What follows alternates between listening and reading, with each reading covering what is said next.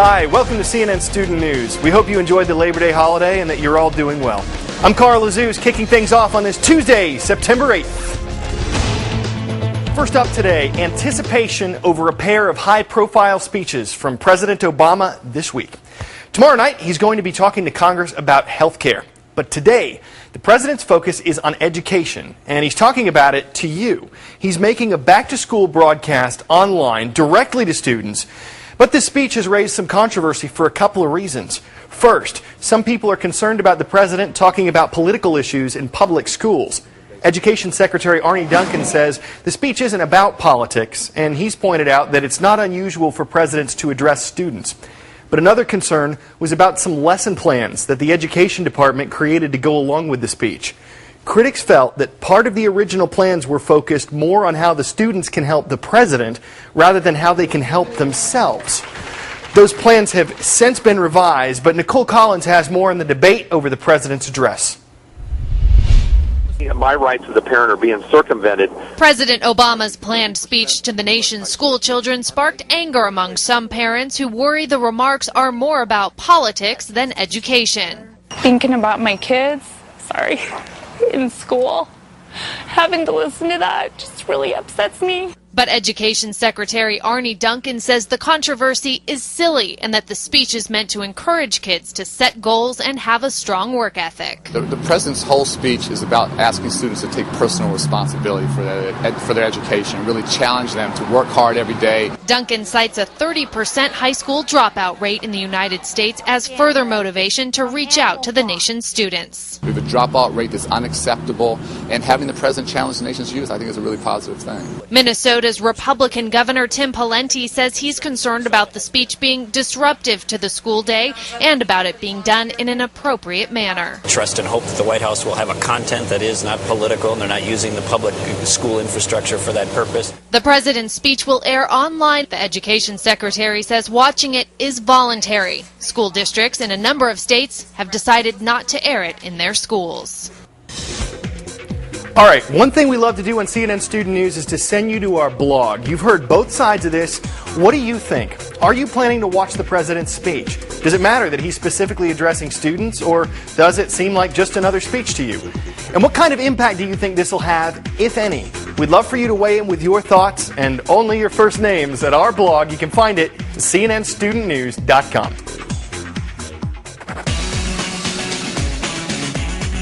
See if you can ID me. I'm a type of fish whose skeleton is mostly made up of cartilage. If I don't swim constantly, I'll sink. Some of my 400-plus species include the whale, basking, and lemon. I'm a shark, and I've been around for hundreds of millions of years. Whether you are swimming, surfing, fishing, when you go out in the ocean, one thing you don't usually want to see is a shark. But while many folks fear the infamous fish, the reality is that in the U.S., less than one person per year dies in a shark attack on average. Jason Carroll reports on the people who go into the ocean actually looking for these creatures. Some species of sharks are common in the Cape waters off the coast of Massachusetts, but despite what you may have seen in the movies, great white sharks are relatively rare in New England. So imagine the surprise of researchers who spotted not one but two and were able to tag the giant predators near Chatham Beach. They estimate each one weighed 1,000 pounds. This is the first time two great whites have been tagged in the Atlantic. It all happened on Saturday when researchers and local fishermen made a little history at sea. Well, as soon as a shark does come to the surface, I raise the harpoon and get ready to take aim. And as soon as he gets within range, I just throw the pole into the fish that puts the tag into the fish. And he takes, as soon as it hits him, he takes right off. The tag is in place. I've tried to go out and find white sharks over the last 27 years. I can't find them. So that's a lot of time, a lot of commitment, and in one day, boom, two animals. That kind of puts it in perspective. The great whites were tagged with high-tech devices programmed to stay on the sharks until January 15th. Then the devices should pop off, float to the surface, and transmit data via satellite back to the researchers. Scientists hope the information will help them learn more about the sharks' migratory patterns and will lead to better conservation efforts. Also, an important note, several beaches in the area have been closed and state officials are warning swimmers to be on the lookout for sharks. Jason Carroll, CNN, New York. Moving along now to America's other coast. Authorities have been working on a significant crack on a major bridge. The San Francisco-Oakland Bay Bridge had been closed since Thursday for improvements. Workers were making it safer in case of an earthquake. In fact, part of this bridge actually collapsed 10 years ago when a quake struck.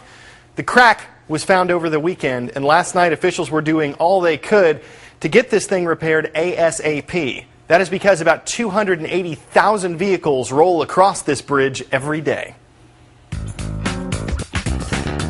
Is this legit? The federal government sets the calendar for U.S. public schools. Not legit. Public school calendars are set by individual states and districts. And that explains why some of you are just starting back today, while others have been in school and with a show for a couple of weeks now. It's why some schools, about 3,000 around the U.S., can stay in session all year long. And that is an idea that is gaining popularity. But as Kate Baldwin explains, and as you might hear around your class, not everyone thinks this idea deserves an A.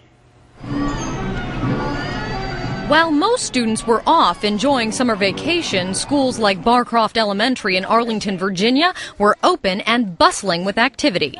Well, we would like to think about our calendar as being the 21st century calendar. Instead of a long summer break, Barcroft keeps students in class year-round with shorter breaks throughout, offering about 20 additional school days. It gives them learning experiences that they might not be able to get over the summertime. It's a strategy school districts across the country are experimenting with. Perhaps the most closely watched in Massachusetts, which has extended class time for 22 of its low-performing schools. The idea has even won the endorsement of both President Obama and his education chief. We have a significantly shorter school year, 20, 25, 30 days versus India versus China, other places. Our students are at a competitive disadvantage. The major argument for extending school time is summer learning loss. Researchers have found students can lose about a month's worth of achievement during the summer break. It's particularly true for low-income kids who don't have the opportunities that other kids have during those big breaks. But more time is no silver bullet for reform. Miami-Dade County schools in Florida used an extended day program for 3 years, but dropped it because they didn't see improvement in test scores. Critics say it disrupts family life and is expensive. The Miami-Dade program cost more than $100 million. The teachers were fatigued at the end of the day. The students were fatigued and unmotivated. Which is another criticism. It's not just time, but the quality of the extra time that matters. One of the risks, of course, is that you end up extending time in schools that aren't working well. And I think it goes without saying that no one wants to extend bad time. So, year-round school is one idea. What about the opposite? Less time in school.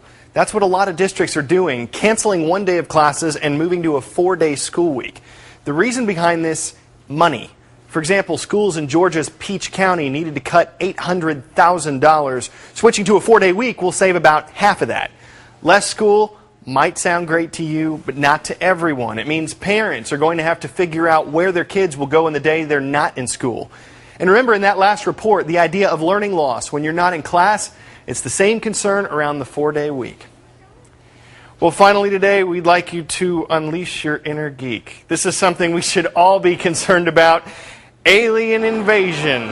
Happened in Atlanta this weekend when Dragon Con rolled into town and brought some creative costumes with it.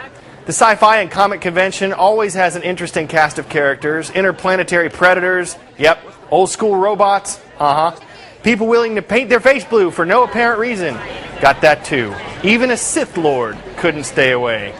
They had some ideas for Darth Vader puns, but we didn't want to force anything.